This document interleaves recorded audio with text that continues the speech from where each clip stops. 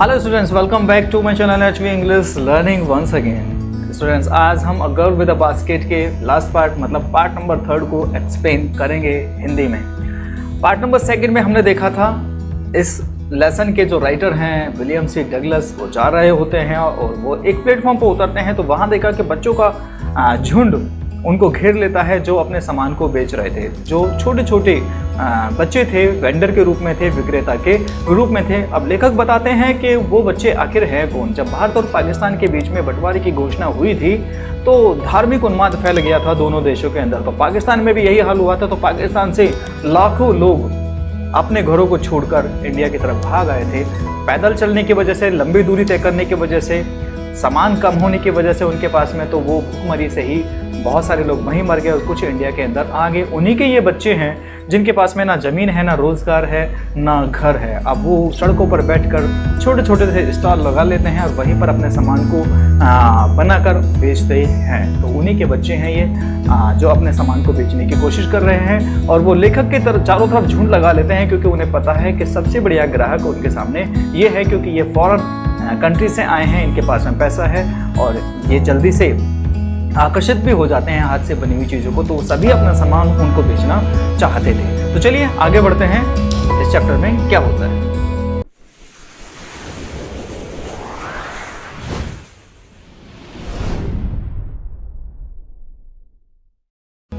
तो सबसे पहले हम इसको रीड करते हैं। I bought one टिनी basket for a few अनाज, another fruit basket for a bit more, a beautiful waste paper basket for a rupee, a lovely sewing basket for a rupee, a few fans for an anna, or 2 apiece. My arms were filled and I had not spent 50 cents. The children passed in shouting their wares. I was a prisoner, completely surrounded, unable to move. The most diligent, aggressive vendor was a beautiful girl of 9. Right in front of me, she had a lovely basket with handle, and she wanted a rupee and a half for it, or about 30 cents. She was an earnest pleader. There were tears in her eyes. She pleaded and begged in tones that would wring any heart. I bought one tiny basket. Bought का मतलब खरीदा, buy के second form bought. टिनी का मतलब बहुत छोटा सा, तो बहुत छोटी सी बास्केट मैंने खरीद ली। फॉर अ फ्यू अनाज, कुछ अनाज में। अनाज को तुम लोग जानते हो, आना का मतलब करेंसी जो पहले चलती थी। पैसे से पहले आना ही चलते थे। 6.25 पैसे का एक आना हुआ करता था, 25 पैसे में 4 आना होते थे, 50 पैसे में 8, इसी तरह से 75 में 12 और 1 रुपये में 16 आना, और इसी तरह से बोला करते थे। तो मैंने कुछ अनाज में छोटी सी बास्केट को खरीद लिया। Another fruit basket for a bit more, और एक फ्रूट बास्केट को भी मैंने खरीद लिया। एक फलों वाली बास्केट को, जिसमें फल रखे जाते हैं, उस बास्केट को मैं खरीद लिया फॉर अ बिट मोर, थोड़ा सा और ज़्यादा पैसे देकर। बिट मोर का मतलब, बिट का मतलब थोड़ा सा, मोर का मतलब और ज़्यादा, तो थोड़े से और पैसे देकर। अब देखो यहाँ पर फॉर यूज़ हुआ है, ग्रामेटिकली भी मैं समझा देता हूँ। इस प्रीपोजिशन का यूज़, फॉर का यूज़ हुआ है। जब हम किसी करेंसी में किसी भी चीज़ को खरीदते हैं, जब हम पैसे में, धन में किसी भी चीज़ को खरीदते हैं तो हम फॉर को यूज़ करते हैं। ठीक है, जैसे मैंने 5 रुपये में पेन खरीदा, I bought a pen in 5 rupees नहीं, बल्कि हम बोलेंगे फॉर 5 रुपीज़। तो ग्रामेटिकल इसको याद रखना। अब ब्यूटीफुल, तो मैंने एक छोटी सी बास्केट कुछ अनाज में खरीद ली और एक फलों वाली बास्केट भी मैंने थोड़े से और पैसे देकर खरीद ली। A beautiful waste paper basket for a rupee, और एक बहुत ही सुंदर रद्दी पेपर को रखने वाली बास्केट को मैंने 1 रुपये में खरीद लिया। A lovely sewing basket for a rupee, sewing का मतलब बुनी हुई, तो एक बहुत ही प्यारी सी बुनी हुई बास्केट को मैंने 1 रुपये में खरीद लिया। अ फ्यू फेंस, कुछ फेंस फॉर एन आना और 2 अ पीस, 1 या 2 आना के हिसाब से, पर पीस के हिसाब से मैंने कुछ फेंस भी खरीद लिए। माई आर्म्स वर फिल्ड, मेरी बाजुएं भर गई, मतलब मेरे हाथ भर गए। And I had no spend 50 cents, लेकिन अभी तक भी मैंने 50 सेंट्स भी खर्च नहीं किए थे। मतलब इतने पैसे में इतना सारा सामान लेखक ने खरीद लिया। द चिल्ड्रन पास्ड इन, बच्चे वहाँ से गुजर कर आए।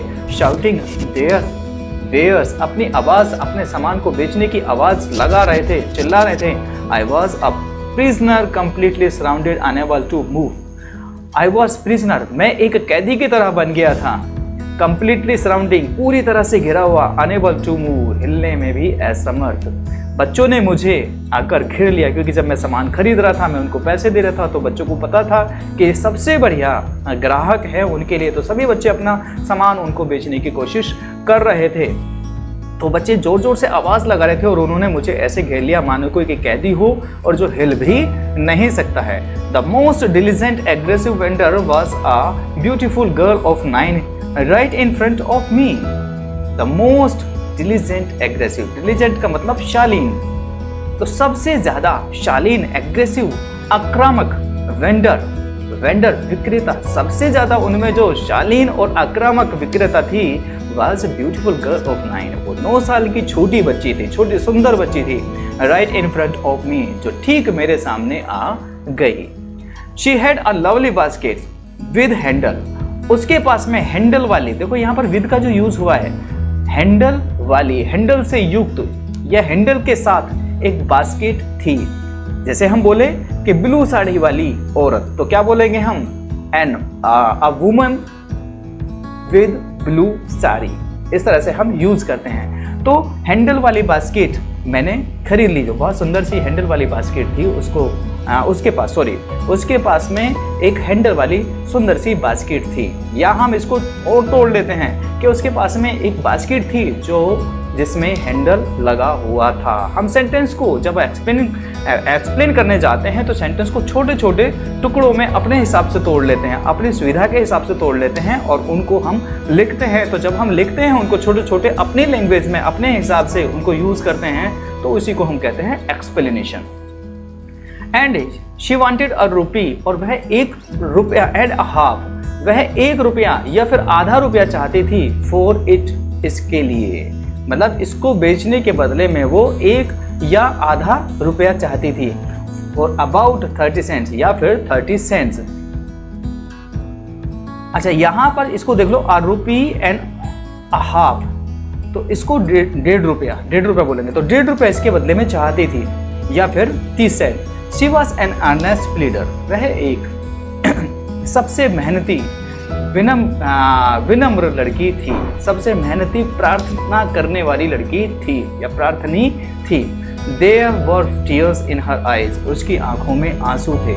She pleaded, वह ऐसे प्रार्थना कर रही थी, and begged, और अपने in tones, इस टोन में अपने सामान को बेचने की मांग कर रही थी, इस तरह से प्रार्थना कर रही थी या अपने सामान को बेचने की मांग कर रही थी। That would wring any hurt, के किसी के भी हर्ट को झंझना दे, उसकी वो जो मांग है या उसका जो बोलने का तरीका है वो किसी के भी हृदय को झंझना सकता है।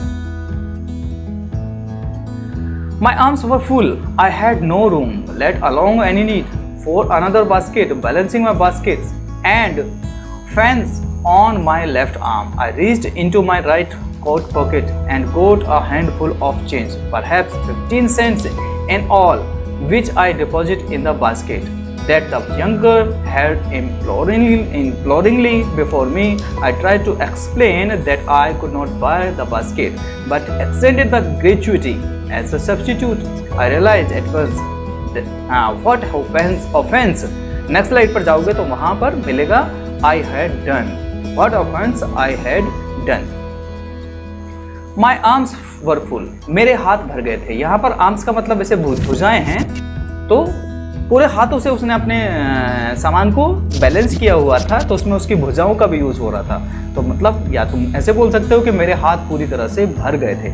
आई हैड नो रूम, अब मेरे हाथों में पकड़ने के लिए जरा सी भी जगह नहीं थी। तो देखो यहाँ पर रूम का जो यूज होता है, तुम लोग सिंपली समझते हो कि रूम एक 4 दीवारी से घिरा हुआ एक स्थान है, उसी को रूम बोलते हैं। रूम बोलते हैं हम स्पेस को, तो 4 दीवारी से घिरे हुए स्पेस को हम बोलते हैं रूम, ठीक है। लेकिन हम कहीं भी स्पेस की बात करते हैं, सीट पर भी हम स्पेस की बात करते हैं, या किसी भी बेंच पर स्पेस की बात करते हैं, या टेबल के ऊपर ही हम सामान रखा हुआ है और वहाँ भी हम स्पेस की बात करते हैं, तो सब जगह हम रूम ही यूज करेंगे, ठीक है। तो हम सीट पर कहते हैं कि there is no room on the seat, इस सीट पर कोई रूम नहीं, कोई खाली जगह नहीं है, ठीक है, एम्प्टी स्पेस। तो आई हैड नो रूम, कोई जगह नहीं थी अब मेरे हाथों में, मेरे हाथ पूरी तरह से भर गए थे। लेट अलोंग, इस बात को भी छोड़ दो, एनी नीड, कोई आवश्यकता भी नहीं थी। फॉर अनदर बास्केट, किसी दूसरी बास्केट के लिए। पहली बात तो कोई जगह नहीं बची थी जहाँ मैं बास्केट को रखता, और दूसरी बात मुझे आवश्यकता भी नहीं थी किसी दूसरी बास्केट की। Balancing my baskets and fans on my left arm, I reached into my right coat pocket and got a handful of change, perhaps 15 cents in all. Balancing my basket, देखो यहाँ पर बैलेंसिंग ING फॉर्म का use हुआ है। तो balancing माई basket, अपने basket को balance करते हुए, एक काम के साथ साथ दूसरा काम भी हम कर रहे हैं, एक काम के साथ साथ दूसरा काम भी हो रहा है, तो हम प्रेजेंट पार्टिसिपल को यूज करते हैं। तो बैलेंसिंग, संतुलन बनाते हुए माई बास्केट, अपनी टोकरियों का, एंड फेंस, और फेंस का, ऑन माई लेफ्ट आर्म, अपने बाएं हाथ में या अपनी बाएं भुजा में अपने सारे जो बास्केट्स थे या फेंस थे उनका संतुलन बनाते हुए I reached into my right coat pocket, मैं अपने कोट के राइट पॉकेट में पहुंचा, राइट जेब में पहुंचा, दाहिनी जेब में पहुंचा। इसका मतलब क्या हुआ कि मैंने अपने कोट की दाहिनी जेब में हाथ डाला, and got a handful of change, और हैंडफुल, मुट्ठी भर चेंज मैंने निकाली, परहैप्स, संभवतः, परहैप्स का मतलब संभवतः, 15 सेंट्स, 15 सेंट्स इन ऑल, वो कुल मिलाकर थे, इन ऑल का मतलब कुल, तो कुल मिलाकर 15 सेंट्स थे जो मैंने जेब से मुट्ठी भरकर निकाल लिए, विच आई डिपॉजिटेड इन द बास्केट, जिसको मैंने बास्केट में रख दिया। देखो डिपॉजिट जो ये वर्ड है, जब हम किसी पैसे को जमा करते हैं किसी भी रूप में, वो किसी भी तरह की करेंसी हो सकती है, वो सॉलिड करेंसी भी हो सकती है, मतलब मेटेलिक करेंसी भी हो सकती है, और वो पेपर वाली भी करेंसी हो सकती है, या चेक, बॉन्ड, हुंडई वगैरह, इस तरह से भी वो जो सांकेतिक मुद्रा होती है उस तरह से भी वो हो सकती है। मतलब पैसे हैं, वो चेक भी दे रहे हैं तो वो पैसे ही तो हैं। तो उसको जमा करने के लिए हम डिपॉजिट का यूज़ करते हैं, और डॉक्यूमेंट्स जमा करने के लिए, कोई प्रपत्र जमा करने के लिए, कागजात जमा करने के लिए हम यूज़ करते हैं सबमिट, ये याद रखना। तो जिसको मैंने उसके बास्केट में जमा कर दिया मतलब रख दिए। That the young girl had imploringly before me, उस छोटी सी लड़की की टोकरी में मैंने वो पैसे रख दिए, हैड इम्प्लोरिंगली बिफोर मी, जो प्रार्थना करते हुए मेरे सामने खड़ी थी। तो यहाँ पर देखो बिफोर का यूज हुआ है, इसका मतलब है के सामने, तो मेरे सामने जो खड़ी थी। ये मैं बता देता हूँ, इन फ्रंट ऑफ भी यूज हुआ है। तो इन फ्रंट ऑफ का तो यूज होता है किसी स्टेबल कंडीशन में, मतलब कोई जगह है और वो एकदम स्टेबल है, कोई भी चीज़ है। जैसे हम ब्लैक बोर्ड के सामने की बात करते हैं, वो स्टेबल है, ठीक है। हम मिरर के सामने की बात कर रहे हैं, वो भी स्टेबल है, स्थिर अवस्था में। मंदिर के सामने की बात कर रहे हैं, वो भी स्टेबल है। दीवार के सामने की बात कर रहे हैं, वो भी स्टेबल है। किसी ट्री के सामने की बात कर रहे हैं, वो भी स्टेबल है। तो वहाँ पर हम इन फ्रंट ऑफ को यूज़ करते हैं सामने के लिए, ठीक है। लेकिन किसी मूवेबल कंडीशन में जब हमें यूज़ करना होता है चलित अवस्था में, जैसे मेरे सामने मैं चलित हूँ, मैं मूवेबल हूँ, ठीक है, तो मैं यूज़ करूँगा बिफोर मी ग्रामेटिकली, ठीक है। तो मूवेबल कंडीशन में हम यूज़ करते हैं, चलायमान अवस्था में, गतिमान अवस्था में कोई चीज़ है तो हम यूज़ करेंगे बिफोर, और स्टेबल कंडीशन, स्थिर अवस्था में तो यूज़ करेंगे हम इन फ्रंट ऑफ। तो मेरे सामने प्रार्थना करते हुए जो लड़की, छोटी लड़की खड़ी थी, उसके बास्केट में मैंने वो 15 सेंट जो अपनी पॉकेट, उसकी कोट की राइट पॉकेट से निकाले थे, मुट्ठी भरकर वो मैंने उसकी टोकरी में रख दिए। I tried to explain that I could not buy the basket but extended the gratuity as a substitute. I tried to explain, मैंने explain करने की कोशिश की, समझाने की कोशिश की, that I could not buy the basket, कि मैं बास्केट को नहीं खरीद सकता हूँ, but extended the gratuity, लेकिन इसके बदले में मैं कुछ इच्छित धन दे सकता हूँ, मतलब अपनी इच्छा से दिया गया दान, उसे हम बोलेंगे ग्रेचुइटी। वैसे ग्रेचुइटी का हम सही टर्म में जो यूज़ करते हैं वो एम्प्लॉयर्स के लिए यूज़ होता है, जो लोग रोज़गार पाए होते हैं, नौकरी पाए हुए होते हैं, और जब वो रिटायर होते हैं या कभी वो रिटायरमेंट ले लेते हैं बीच में ही, तो उनका जो उनके लिए जॉब के बाद में उनके काम के बदले में कुछ ग्रेचुइटी दी जाती है, तो उसको भी ग्रेचुइटी बोलते हैं। लेकिन यहाँ यूज़ हुआ है ये इच्छित दान के लिए, ठीक है। तो अपनी इच्छा से मैं कुछ दान कर सकता हूँ एज ए सब्स्टिट्यूट, इसके बदले में, मतलब इस टोकरी को खरीदने के बदले में मैं कुछ पैसे तुम्हें हेल्प के रूप में दे सकता हूँ। I realise at once what offence I had done. I realise at once, मुझे तुरंत ही, रियलाइज का मतलब एहसास हुआ, महसूस हुआ, एट वंस का मतलब तुरंत, तो मुझे तुरंत ही एहसास हुआ। व्हाट ऑफेंस, ऑफेंस का मतलब अपराध कि मैंने क्या अपराध कर दिया है। सब्स्टिट्यूट का मतलब क्या होता है, किसी एक चीज को यूज करना दूसरे की जगह पर, मतलब किसी भी एक चीज का हम यूज कर रहे हैं और वही यूज दूसरी चीज से भी किया जा सकता है, तो उस चीज को हटाया और दूसरी को रख दिया।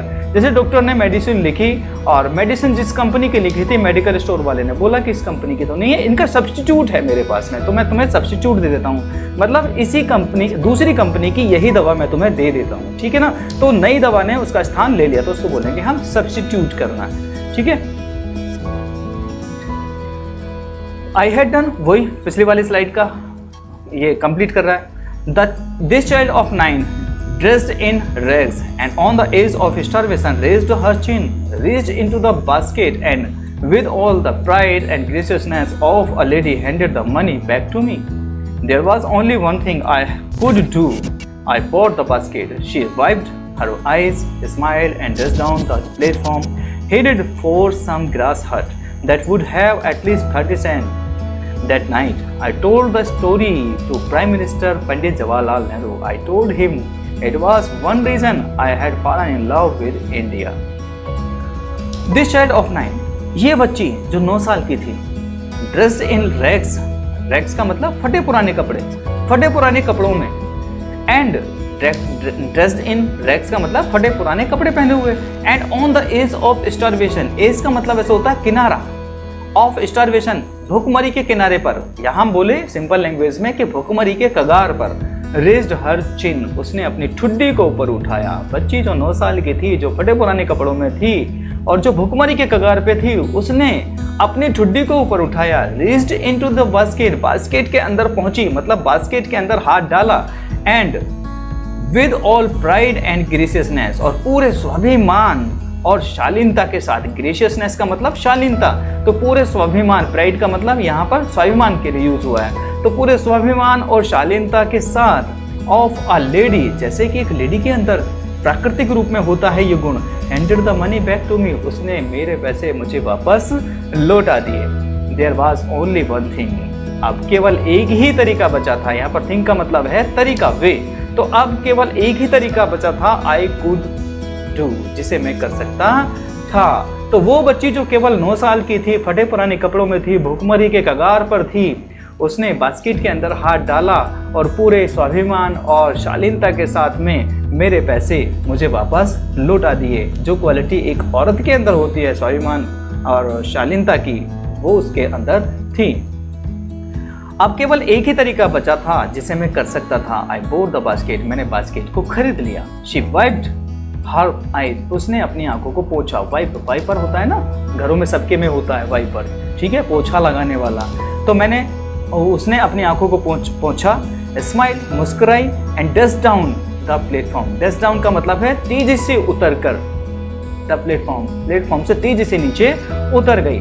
हेडेड फॉर सम ग्रास हट, और कुछ घास की से बनी हुई झोपड़ियाँ, मतलब जो उसके घर थे उनकी तरफ वो भाग गई। That would have at least 30 cents that night. उस रात उसने लगभग 30 सेंट कमा लिए थे। I told this story to Prime Minister Pandit Jawaharlal Nehru. मैंने इस कहानी को प्रधानमंत्री, उस समय के जो तत्कालीन प्रधानमंत्री पंडित जवाहरलाल नेहरू को बताई। I told him, मैंने उनको बताया। It was one reason, यही एक कारण है, I had fallen in love with India, मैं भारत से इतना प्रेम करता हूँ, अंग्रेज होने के बावजूद भी मैं भारत से इतना प्रेम करता हूँ, यही कारण है। The people I saw in India, those in the villages as well as those in high office, have both pride and a lively sense of decency and citizenship. They also have a passion for independence. This beautiful child, born in squalor and poverty and educated in both grammar and manners, had given me a glimpse of the warm soul of India. The people I saw in India, लोग I saw in India, जो मैंने भारत में देखे थे, those, वो लोग, in the villages, गाँव में रहने वाले लोग, गाँव के लोग, वो लोग जो गाँव में थे, as well as, और as well as का हम यूज करते हैं and और मतलब एंड और भी के लिए और ऑल्सो के लिए, and dot dot dot also के लिए हम एज वेल एज का यूज करते हैं। इसका मतलब होता है और भी, मतलब जो नेक्स्ट क्लोज आएगी जो एज वेल एज से जुड़ी हुई है, कंजंक्शन है ये, इससे जुड़ी हुई जो नेक्स्ट क्लोज है तो उसमें भी का यूज होगा, ठीक है। या दो नाउन के बीच में भी हम इसको यूज करते हैं, या दो क्लोजेस के बीच में भी हम इसको यूज करते हैं। तो गांव में रहने वाले लोग एज वेल एज दोज, या वो लोग भी, यहाँ पर हम ऑल्सो यूज करते हैं अगर एंड यूज करते हैं यहाँ पर, ठीक है। लेकिन हमने एंड और ऑल्सो को यूज ना करके एज वेल एज को यूज किया है।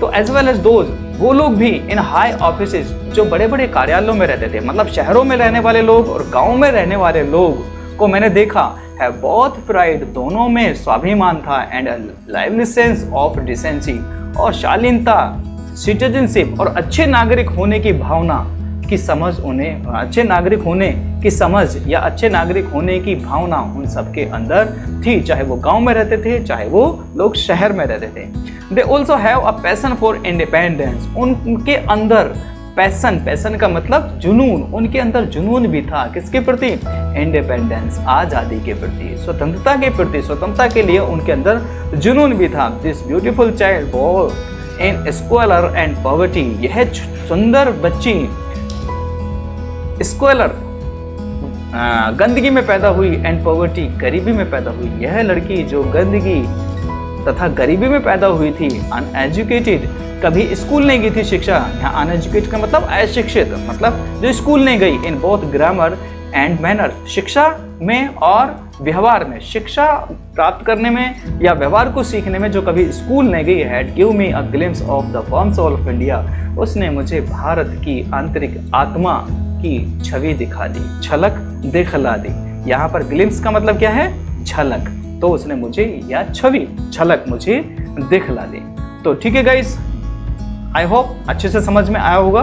वर्ड मीनिंग इसके जो मैंने समझाने की कोशिश की है उनको अच्छे से समझ लेना, किस तरह से एक्सप्लेन किया है उसको अच्छे से समझ लेना। बिल्कुल वर्ड टू वर्ड एक्सप्लेन नहीं किया जाता कभी भी, है ना, भाव निकाले जाते हैं, उसी को हम एक्सप्लेनेशन कहते हैं। बड़े बड़े सेंटेंस को हम छोटे छोटे सेंटेंस में यूज करते हैं, अपने तरीके से यूज करके उनको हम अपने फॉर्मेट में रखते हैं, इसी को हम कहते हैं एक्सप्लेनेशन। तो चलिए नेक्स्ट वीडियो में फिर से मिलते हैं, till then take care, bye bye.